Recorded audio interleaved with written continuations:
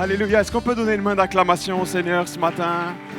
Merveilleux ce chant, Seigneur, nous prosternons devant toi. Tu es notre Dieu, tu es tout puissant. À toi la gloire. Amen, amen, amen, amen, amen. Gloire à Dieu. Vous pouvez prendre place.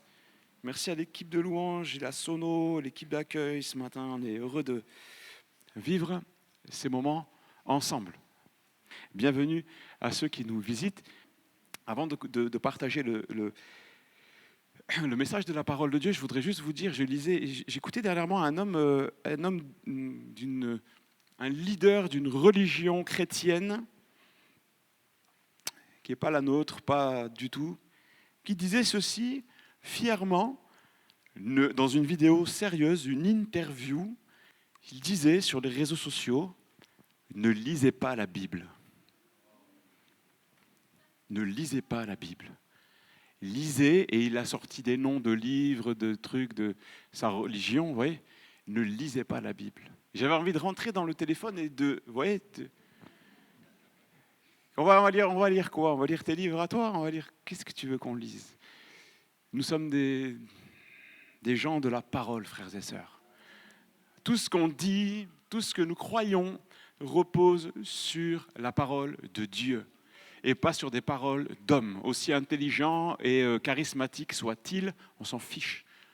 La parole de Dieu, la Bible, à l'épreuve des balles, à l'épreuve du feu, à l'épreuve de tous ceux qui ont voulu la détruire et détruire les chrétiens avec, nous sommes des gens de la parole. Et c'est notre protection, frères et sœurs. Notre foi repose sur les Écritures avec un E majuscule. Avant de partager la parole, j'ai encore un petit truc à dire. En ce moment, c'est l'été, c'est super, c'est les vacances, et il y a des dessins animés de l'été qui sont sortis, et normalement, c'est des occasions de moments stylés en famille, où tu vas au cinéma avec tes enfants, et tu regardes un dessin animé rigolo, vous voyez. Et j'étais choqué de voir qu'il y a un dessin animé qui fait vraiment... c'est rigolo, moi j'aime bien, vous voyez. Ceux qui connaissent, vous voyez déjà à quoi je fais allusion. C'est vraiment rigolo. Hein, ça s'appelle Les Mignons, c'est rigolo, c'est des petits bonhommes jaunes qui rigolent, qui font plein de trucs marrants, plein de bêtises, très très rigolo. Et ces gens-là, les créateurs de ces trucs-là, faire rire les enfants, ça leur suffit plus. Ils veulent maintenant les endoctriner dans la sorcellerie. Il y a des séquences terribles. J'ai pas vu le dessin animé, j'aurais pu y aller parce que franchement j'aime beaucoup rigoler avec ces trucs-là. Mais je suis pas allé parce que j'ai pas eu le temps. Mais j'étais choqué de voir des extraits avec des symboles satanistes et les millions au milieu qui rigolent, qui dansent, qui ouvrent des livres de sorcellerie et qui font des incantations. Et je me dis, ça c'est le monde dans lequel on vit, 2026. Et plus que jamais, nous avons besoin de la parole, d'être enracinés dans la parole et de partager à nos enfants des alertes, des mises en garde. Amen. Ça va? Bon, allez, c'était pas décompté du temps de prédication, hein. C'est une introduction. On va continuer la série sur le roi David. Et ce matin, je voudrais partager la suite. Donc, on a vu le premier message, c'était de David à Saül. Deuxième message, David reprit courage en s'appuyant sur l'Éternel. Le troisième message parlait du pardon, qui est venu dans la vie du roi David. Le grand roi David a fait une expérience très très forte de pardon.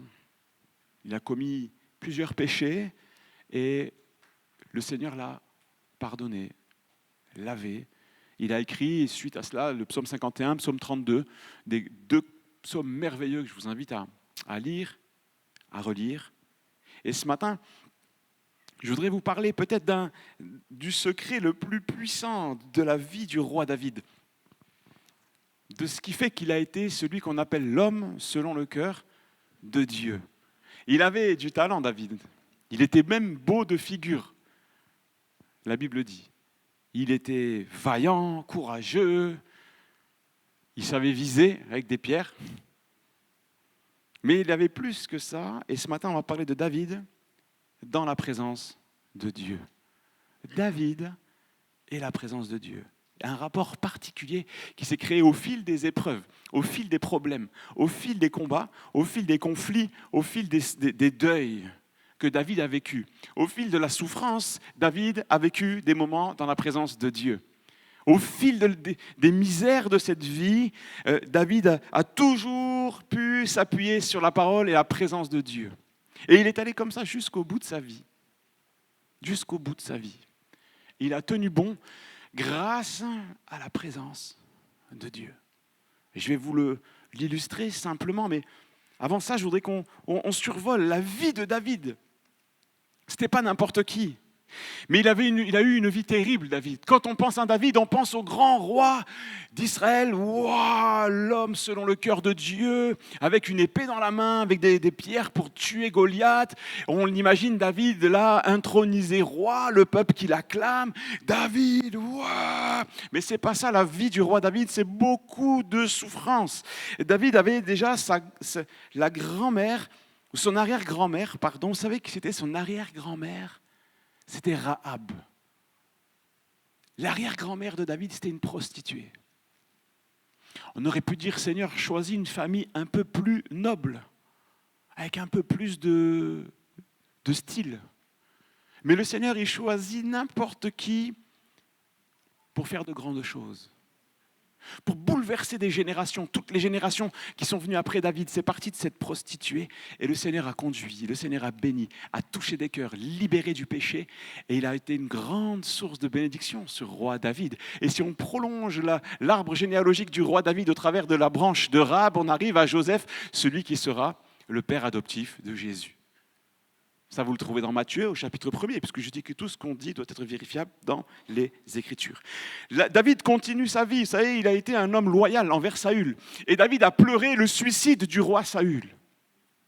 David a composé un cantique sur la mort de Saül et de Jonathan. Vous lirez ça tranquillement. 1 Samuel 31, c'est la mort par suicide de Saül. Puis David va pécher avec Bathsheba, il va y avoir un enfant qui va naître de cette union et l'enfant va mourir. C'est un moment terrible. Il va connaître le deuil, il va déchirer ses vêtements, il va pleurer, crier à Dieu. Il va y avoir un viol, une de ses filles va être violée par un de ses fils. Tamar va être violée par Amnon, 2 Samuel chapitre 13. Absalom va se venger, donc c'est des demi-frères. Absalom va venger le viol de Tamar en assassinant Amnon, 2 Samuel 13, 29. Et puis Absalom va continuer à monter en puissance et il va trahir David, 2 Samuel 15, 6 et versets 13, 14. Puis Joab, chef de l'armée de David, va assassiner Absalom.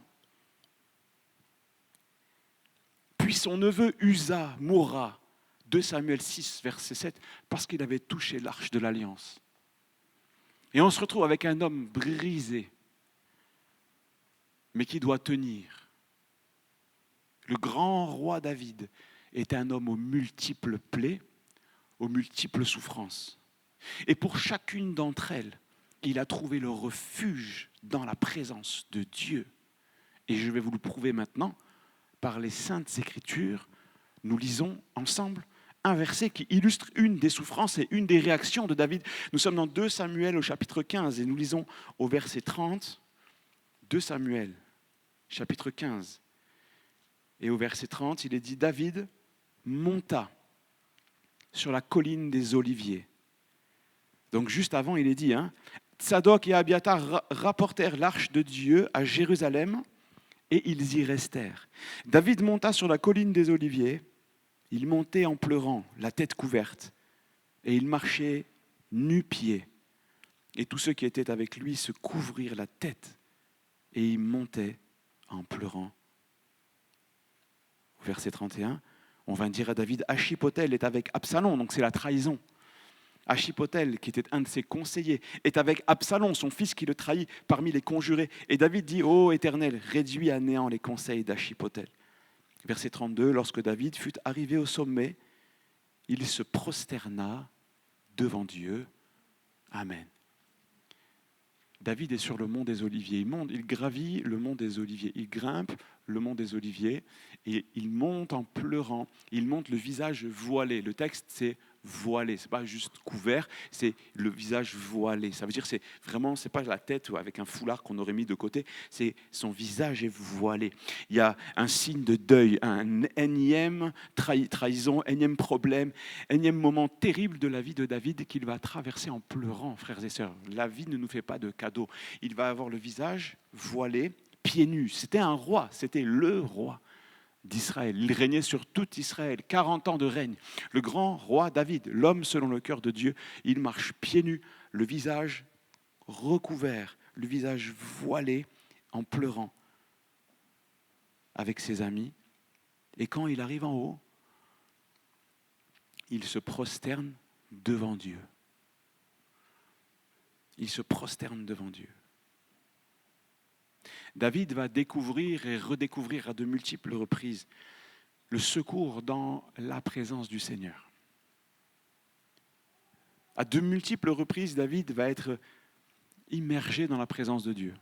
2 fois, c'était de manière seul à seul avec Dieu, et puis par moments, c'était de manière publique, avec les sacrificateurs. On le voit par exemple lorsqu'il va être oint pour être roi.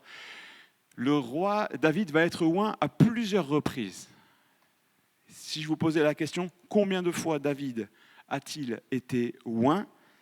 Peut-être que les plus chevronnés d'entre nous diraient, ils sont où les chevronnés ? Combien de fois ? 1 fois, 2 fois, 3 fois, 4 fois ? Qui dit 2 ? Levez la main. 2, ok, 3. Qui dit 4 ? 4, Joël, ok. Il n'y a que toi. Les 4 fantastiques. Alors on va voir ensemble. On va voir. La première fois où le roi David va être oint, c'est dans 1 Samuel 16, verset 11. Il va apparaître normalement, s'il te plaît, 1 Samuel 16, verset 11. Puis Samuel dit à Isaïe, sont-ce là, est-ce que ce sont là tous tes fils ? Et il répondit, il reste encore le plus jeune, mais il fait paître les brebis. Alors Samuel dit à Isaïe, envoie le chercher, car nous ne partirons pas. Non, c'est quoi cette traduction ? Nous ne nous placerons pas, avant qu'il ne soit venu. Ici, tu peux mettre le verset suivant. Isaïe l'envoya chercher. Ah, mais si tu fais des suspens comme ça, tu vas me perdre. Isaïe l'envoya chercher. Or, il était blond. C'est rigolo, tous les blonds dans la salle, il y a marqué « Or, il était blond ». Hein, Bastien, ça va ? Or, il était blond, comme si c'était... Ouais, c'est rigolo. Bref, or, il était blond, avec de beaux yeux et une belle figure. L'Éternel dit à Samuel, « Lève-toi, oins-le, car c'est lui. » Waouh ! C'est quand même un moment extraordinaire. Mais ce n'est pas fini. Car c'est lui. Et après, il est dit, Samuel prit la corne d'huile, le oignit au milieu de ses frères, et l'esprit de l'Éternel saisit David. À partir de ce moment-là, et dans la suite. À partir de ce moment-là, et dans la suite. Et il est même dit que Samuel, il s'en alla. Samuel se leva, c'est le prophète, il vient, mais il le oint, et après il s'en va. Ça veut dire quoi ? Ça veut dire que quand Dieu t'a oint, tu n'as plus besoin des hommes. Tu n'as pas besoin de dépendre d'un homme. J'ai déjà dit ça, attention. On ne dépend pas. La bénédiction de l'Éternel, elle peut passer par un homme, mais c'est bien. Et après, l'homme, il repasse et il repart. Et nous, on garde la bénédiction. N'est pas attaché, s'il te plaît, est-ce que tu peux prier pour moi ? Est-ce que tu peux... Bien sûr, on peut prier, mais ce n'est pas nous qui sommes la source de la bénédiction. C'est trop bien, ce texte, il est magnifique. L'Esprit de l'Éternel saisit David à partir de ce jour et dans la suite. Dans la suite, il n'y a pas de fin. Quand Dieu te bénit, il n'y a pas de fin. Quand Dieu te oint, ce n'est pas pour une demi-journée, c'est pour une vie entière en fait. Quand Dieu te bénit, ce n'est pas juste pour que tu dises « Oh, j'ai senti la présence de Dieu, ça m'a fait du bien ». Ce n'est pas ça la bénédiction. La bénédiction, ça rentre en toi tu la saisis, tu la cultives, ça grandit, ça se développe. Et parce que tu es béni, parce que tu es oint, parce que la présence de Dieu, elle vit en toi, tes actions, tes pensées, tes paroles, tes projets, les tiens, ta famille, tes enfants, tes petits-enfants, ils héritent de cette bénédiction. Ils sont au contact de cette bénédiction, ils sont bénis par cette bénédiction-là. Ils sont bénis au travers de l'onction que toi, tu reçois. Le Seigneur ne nous a pas donné justement juste pour nous, moi et moi, mais c'est pour nous, alléluia. C'est pour la famille de Dieu, c'est pour le peuple de Dieu, c'est pour les inconvertis autour de nous, qu'ils sachent qu'en nous, il y a celui qui est le Christ, qui est mort pour nos péchés. Amen. Deuxième moment où le roi David va être oint, c'est dans 2 Samuel chapitre 2 verset 1. Donc ça, c'était en cachette, c'était pendant que Saül était roi. Maintenant, c'est officiel. David va régner à Hébron pendant 7 années, puisque tout le peuple n'est pas avec lui. Les 12 tribus d'Israël ne sont pas avec lui. David ne va pas régner sur tout le peuple. Donc, 2 Samuel 2, verset 1er. 2 Samuel 2, verset 1er. Après cela, David consulta l'Éternel en disant « Monterai-je » Une des villes de Juda, l'Éternel lui répondit « Monte ». David dit « Où monterai-je » À Hébron, c'est là que va avoir lieu l'onction, donc vas-y, s'il te plaît. David y monta avec ses 2 femmes, vas-y, on continue. David fit aussi monter les gens qui étaient auprès de lui, vas-y, continue. Et les hommes de Juda vinrent, c'est là qu'ils oignirent David pour roi sur la maison de Juda. Amen. Encore un moment où il va être oint sur Juda. 7 années à régner sur la tribu de Juda. Et puis vint maintenant la deuxième phase de l'onction royale, c'est sur 2 Samuel 5, donc 3 chapitres après, où il régnera donc 33 ans sur tout Israël. 2 Samuel chapitre 5, s'il te plaît, il est dit, toutes les tribus d'Israël vinrent auprès de David et dirent, voici, nous sommes tes os et ta chair. Continue. Autrefois, déjà, lorsque Saül était notre roi, c'était toi qui conduisais et qui ramenais Israël. On sent une petite pointe de... Je vous laisse jauger et mettre le mot que vous voulez, mais c'est bizarre quand même. Ils viennent, ils disent oui, oh grand roi, alors que quelque temps juste avant, puis c'est des gens qui étaient sous le règne de Saül, avec Saül. L'Éternel t'a dit, tu paîtras mon peuple, etc. On peut passer, s'il te plaît. Ainsi, tous les anciens vinrent auprès du roi. Donc là, c'est un moment solennel, hein, c'est tout Israël. Les anciens vinrent et le roi David fit alliance avec eux à Hébron. Ils oignirent David pour roi sur Israël. Amen.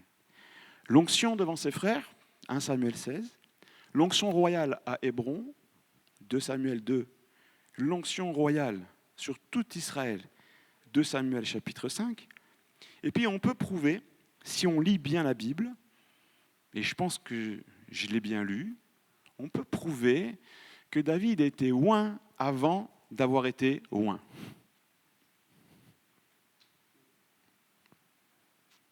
Il avait déjà été oint. Pourquoi ? Parce qu'à un moment donné, dans la parole de Dieu, il nous est dit que le roi Saül était tourmenté par un esprit impur. Il était tourmenté par un esprit impur. Et quelqu'un parmi les proches du roi Saül vont dire, mais nous, on connaît un jeune, je connais un jeune, l'Éternel est avec lui, il joue de la harpe, et ça fera du bien au roi Saül. Et ils font venir, dans 1 Samuel 16, verset 18, parce que je vous vois, ouais, qu'est-ce qu'il raconte ? On y va, 1 Samuel chapitre 16, et verset 14. On lit ça avec beaucoup de respect, c'est terrible. L'esprit de l'Éternel se retira de Saül, qui fut agité par un mauvais esprit venant de l'Éternel.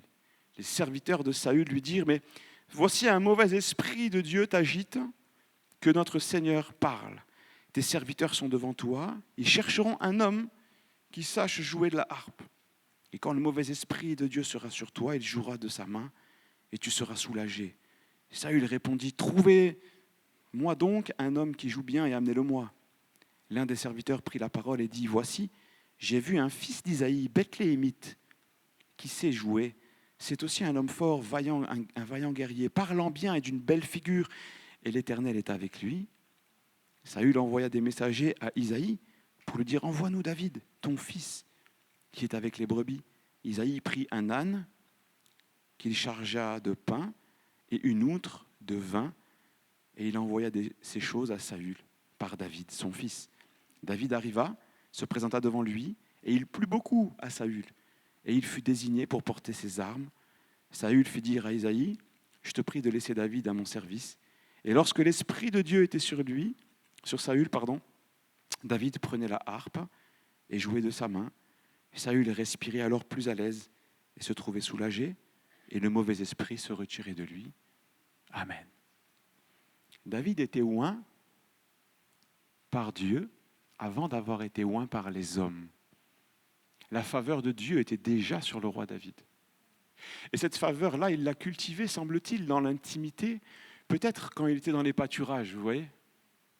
Il me semble que Bernard va partager mardi sur le psaume 23. Et ce psaume parle de l'onction. Et David fait le parallèle entre l'onction que Dieu donne et comment Dieu prend soin de son troupeau et comment un berger prend soin du troupeau. David arrive en face de Saül qui est tourmenté par un démon. Il joue quelques accords de harpe et là, il se passe quelque chose. Les ténèbres fuient. La faveur de Dieu, l'onction de Dieu sur David fait fuir les ténèbres. Et c'est valable encore aujourd'hui, mes amis. L'onction de Dieu en nous, elle fait fuir les ténèbres.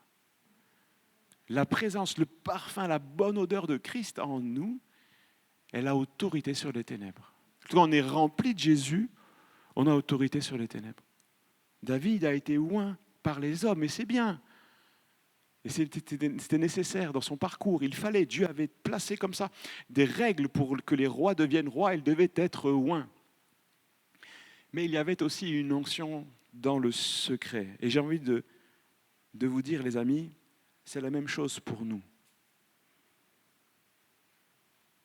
On n'a pas besoin d'être affiché. On a juste besoin de sa bénédiction à lui. Parce que sinon, on crée des castes. On crée des castes de grands hommes de Dieu et femmes de Dieu qui ont été oints par les hommes ou reconnus par des systèmes. Mais ça n'amène pas l'onction. La reconnaissance des hommes, ça n'amène pas l'onction. Mais une goutte d'huile de l'onction divine sur notre vie bouleverse notre cœur, notre vie, notre destinée, notre entourage. Cherche l'onction, cherche la présence de Dieu, mon frère, ma sœur. Cherche à passer du temps avec ce Dieu merveilleux qui ne demande qu'à te remplir, qui ne demande qu'à te oindre, comme David a été oint. Amen. Je continue. À cette époque-là, la présence de Dieu était dans l'arche de l'Alliance. Et David est un contemporain de cette époque. Les gens savaient que dans l'arche, il y avait la présence de Dieu. Et souvent, la puissance de Dieu se manifestait. Ça a été des moments extraordinaires.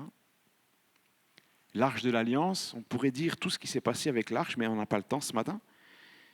À un moment donné, donc, ils vont ramener l'arche à Jérusalem. Il était chez Obed-Édom, 2 Samuel 6, verset 12. 2 Samuel 6, verset 12. On vint dire au roi David, « L'Éternel a béni la maison d'Obed-Édom et tout ce qui est à lui, à cause de l'arche de Dieu. » Obed-Édom, il garde l'arche chez lui. C'était une grosse responsabilité. Il y a des gens qui étaient morts en le touchant, on l'a dit tout à l'heure. Uza était mort en touchant l'arche. Et là, on lui amène l'arche. Imagine, on t'amène chez toi. On est à l'époque de David et on t'amène chez toi l'arche et on te dit, tiens, c'est toi qui vas le garder. Tu fais gaffe. Et puis, on s'est rendu compte que la maison de Obed-Édom, elle était bénie. On se rend compte que la présence de Dieu, elle bénit nos maisons, frères et sœurs. L'onction de Dieu, la présence de Dieu, la faveur de Dieu dans nos maisons, elle amène la paix de Dieu qui surpasse toute intelligence. Elle n'amène pas une protection contre tous les problèmes. C'est pour ça que j'ai voulu citer tout ce que David avait vécu, frères et sœurs. Mais il y a une bénédiction sur Obed-Édom et David se mit en route et il fit monter l'arche de Dieu depuis la maison de Obed-Édom jusqu'à la cité de David, au milieu des réjouissances. Quand ceux qui portaient l'arche de l'Éternel eurent fait 6 pas, on sacrifia un bœuf et un veau gras. Et David, c'était une scène extraordinaire. Lui qui qui a connu tellement de souffrances, quand il est proche de l'arche, proche de la présence de Dieu, il dit David dansait de toute sa force devant l'Éternel et il était ceint d'un éphod de lin. Et David et toute la maison d'Israël furent monter l'arche de l'Éternel avec des cris de joie au son des trompettes. Alléluia. Oh, comme ça fait de la joie, mes amis, comme ça procure de la joie. Et pardonnez-nous si des fois dans nos cultes on est un peu joyeux.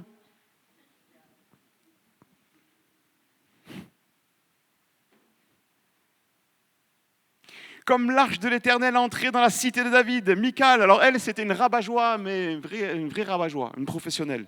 Micha, fille de Saül, regardait par la fenêtre, elle le voyait sauter et danser, et elle le méprisa dans son cœur. Bref, on ne va pas épiloguer sur elle, que Dieu, bref, elle est morte maintenant, mais voilà. Après qu'on eut ramené l'arche de l'Éternel, on l'a mis à sa place au milieu de la tente de David, que David avait dressée pour elle. Et David offrit devant l'Éternel des holocaustes, des sacrifices. Quand David eut achevé d'offrir les holocaustes, écoutez bien, et les sacrifices d'action de grâce, il bénit le peuple au nom de l'Éternel des armées, puis distribua à tout le peuple, on l'a vu la semaine dernière, du pain, une portion de viande et des gâteaux de raisin. Et tout le peuple s'en alla dans sa maison. Et verset 20, David s'en retourna pour bénir sa maison. Waouh! David s'en retourna pour bénir sa maison. Et Michal, oui, elle est encore là, fille de Saül, sortit à sa rencontre. Et elle dit, quel honneur aujourd'hui que le roi d'Israël s'est découvert aux yeux de sa servante, des serviteurs, comme se découvrait un homme de rien. David répondit, c'est devant l'Éternel qui m'a choisi de préférence à ton père et à toute sa maison pour m'établir chef sur le peuple de l'Éternel, sur Israël. C'est devant l'Éternel que j'ai dansé. Et je veux paraître encore plus vil que cela et m'abaisser à mes propres yeux. Néanmoins, je serai en honneur auprès des servantes dont tu parles. Amen. Amen. Elle va être frappée de stérilité, Michal. C'est terrible pour elle. En tout cas, David s'approche de l'arche de l'Alliance. Et je veux aller avec vous maintenant creuser juste dans la symbolique de l'arche de l'Alliance. Parce que cette symbolique est riche. L'arche de l'Alliance, c'était tout petit en fait. C'était tout petit. C'était 1,35 m par 80 cm par 80 cm. C'était pas un cube, mais presque. C'était un parallélépipède rectangle, on appelle ça. Vous vous rappelez un peu? Les petits élèves, les troisièmes, ils ont passé le brevet. C'était un parallélépipède rectangle comme ça, en bois d'acacia, recouvert d'or à l'intérieur et à l'extérieur. Il y avait des espèces de... C'était bordé d'une couronne d'or. Ça devait être joli, il y avait des chérubins au-dessus. Pourtant, Dieu avait interdit de représenter ce qu'il y a dans le ciel. Mais là, pour l'arche de l'Alliance, Dieu non seulement le permet, mais l'ordonne.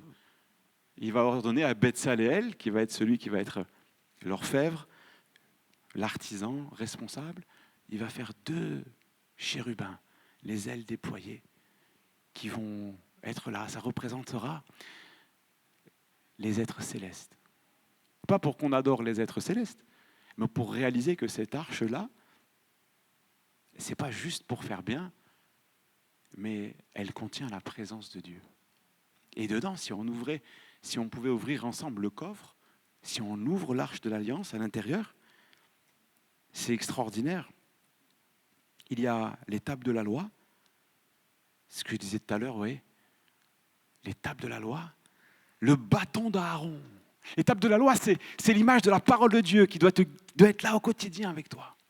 Les tables de la loi. Il y avait même un rouleau, une copie de la loi. À un moment donné, il y a eu une copie de la loi. C'était un rouleau, on dit un rouleau de la Torah, qui était à l'intérieur de l'arche de l'Alliance. La parole de Dieu, fondement de notre foi. Et puis, le bâton d'Aaron, symbole de la puissance, qui va ouvrir la mer Rouge en 2. Le bâton d'Aaron, qui avait fleuri en branche d'amandier, qui fleurit, symbole de ce que la promesse de Dieu s'accomplira toujours.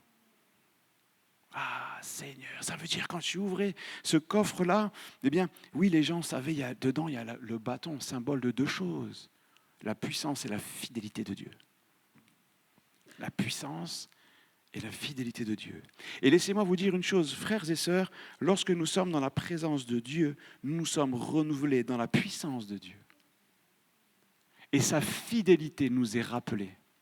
Lorsque la présence de Dieu vient sur toi, tu es renouvelé par le Saint-Esprit. Une puissance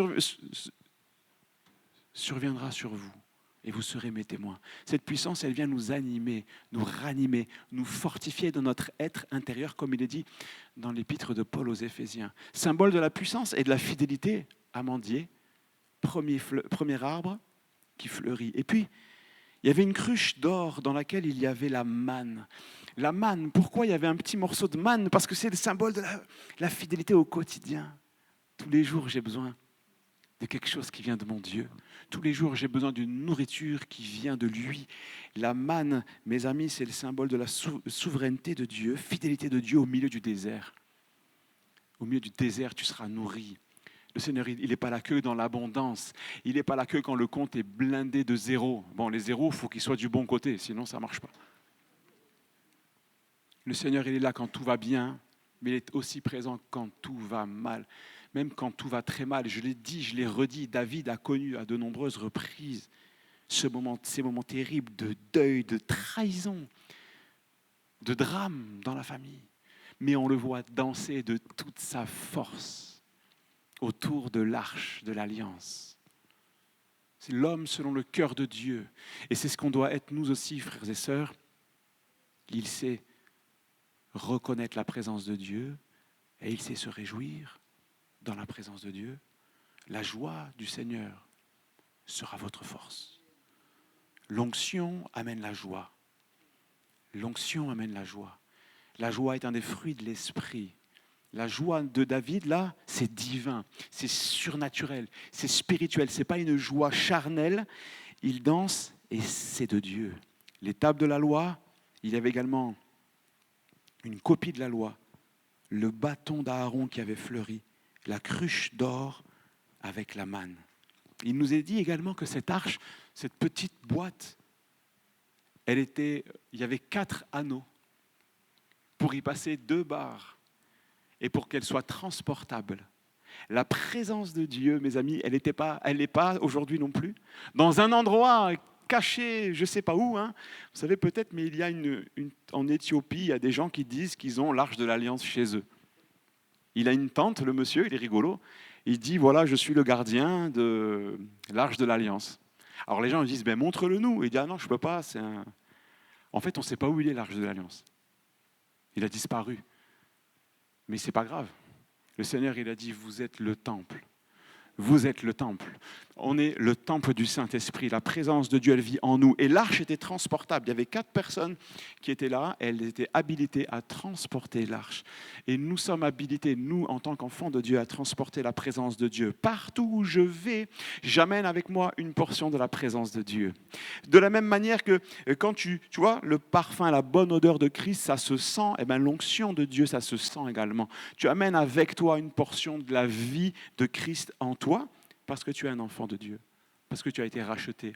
Nous sommes ambassadeurs. Christ en vous, l'espérance de la gloire.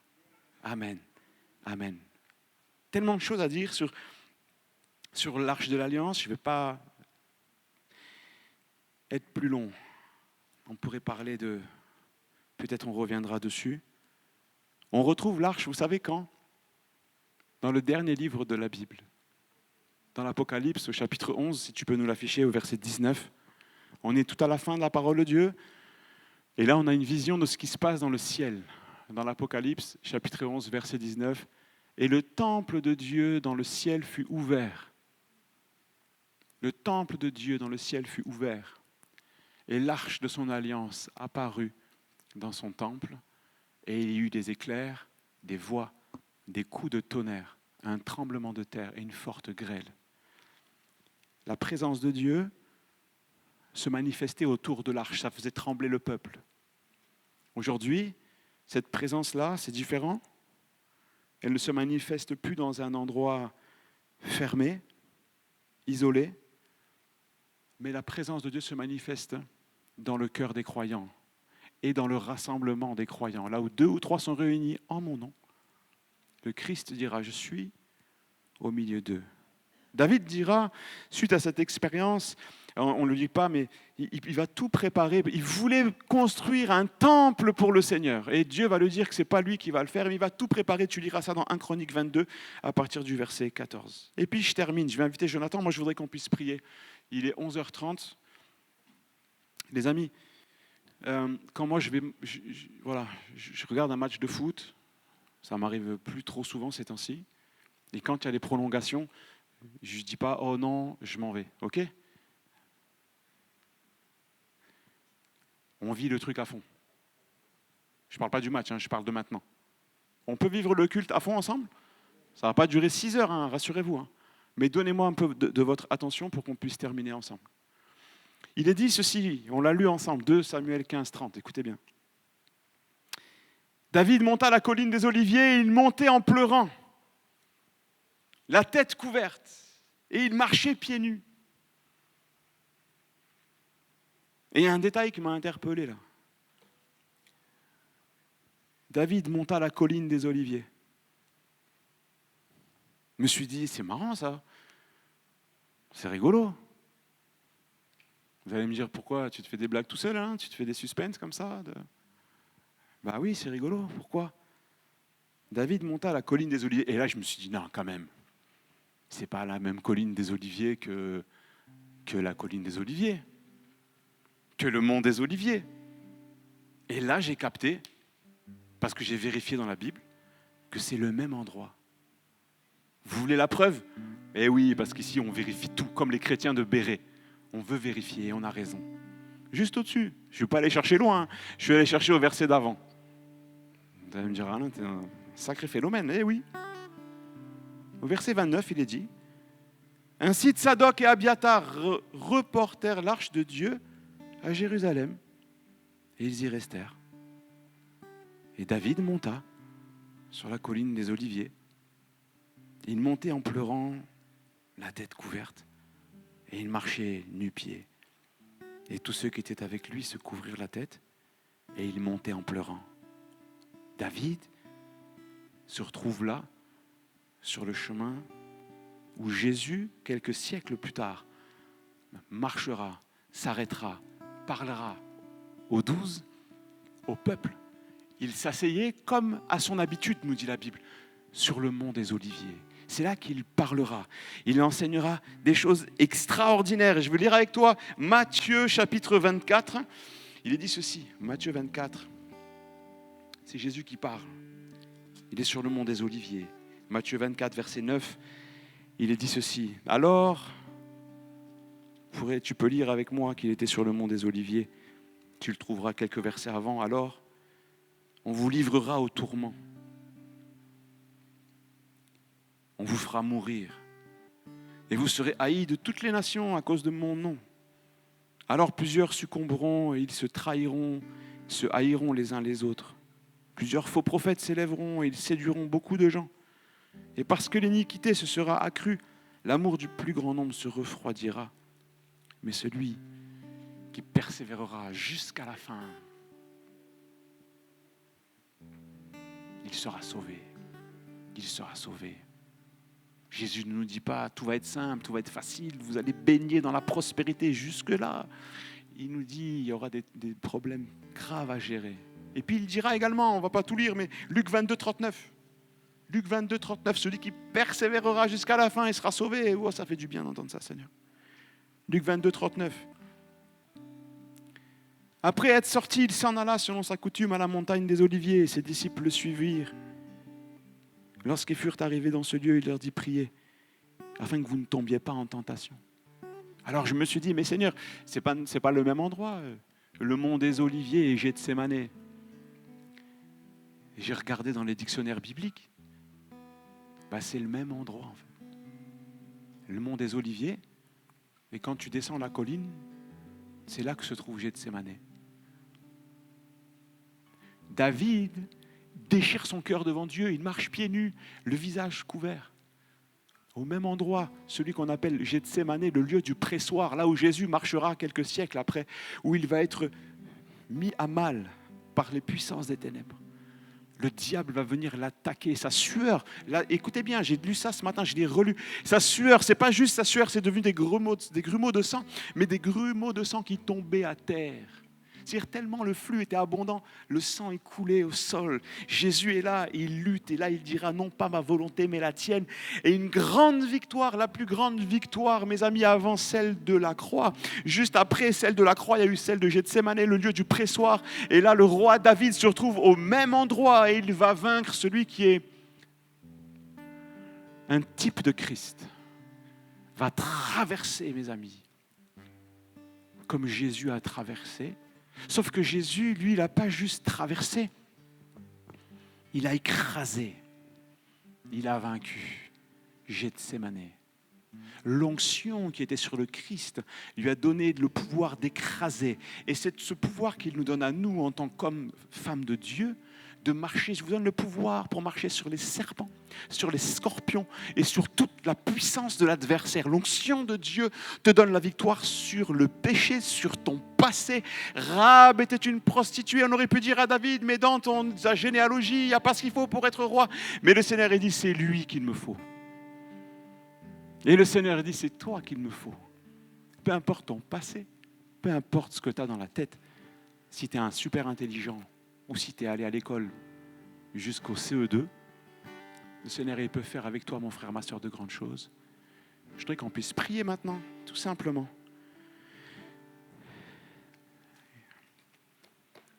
On parle d'onction ce matin, on parle de présence de Dieu. Vous allez me dire, Alain, c'est quoi l'onction? Moi, j'y comprends rien. C'est tout simplement quand le cœur de Dieu rencontre ton cœur. Quand le cœur de Dieu rencontre le cœur d'un homme, d'une femme qui en a besoin, et il se manifeste par son amour, par son esprit. Peut-être tu passes comme le roi David par un moment difficile. Et je voudrais simplement, avec les mots qui sont les nôtres de notre petite église, prier pour toi, avec simplicité, mais avec vérité. En croyant que l'onction de Dieu peut te réveiller, mon ami, peut te ranimer, comme David. David est comme un misérable, il monte pieds nus, le visage recouvert, en signe de deuil, en signe de défaite, en signe de catastrophe. Mais il va faire une chose, il va se prosterner devant Dieu quand il est en haut de la montagne des Oliviers. Et quand on regarde la suite, David est reparti dans de nouveaux combats, mais aussi dans de nouvelles victoires. Je ne sais pas où tu en es. Peut-être ça concerne une personne. Appuie-toi sur l'Éternel et laisse sa présence t'envahir maintenant. On prend le temps de prier. Si vous êtes concernés, on pourrait lever nos voix tous ensemble maintenant. Je ne vais pas faire un appel qui dure 10 ans, mais on pourrait prier. Amen. Seigneur, viens. Viens maintenant parler à un cœur qui souffre et que ton onction puisse le toucher, l'atteindre, le bénir, le relever, le fortifier. Dans le nom de Jésus. Et si c'est ton cas, mon frère, ma soeur, alors que l'Église prie, on n'est pas là pour se regarder, mais si c'est ton cas, je t'invite à venir sur le devant. Et nous allons invoquer le nom de Jésus, celui qui a vaincu à Gethsémané, à Golgotha, pour qu'il te relève. Que sa douce présence inonde ton âme. Amen. Amen.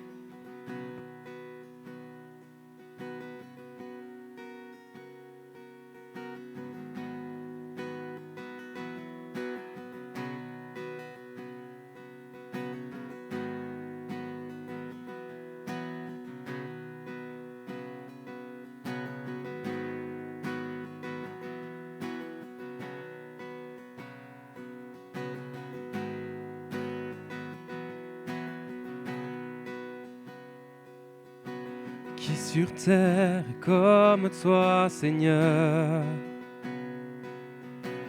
Amour, beauté, infinie valeur.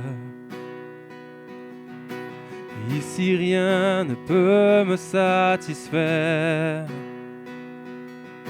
Jésus, ton amour me désaltère. Ta présence, si le ciel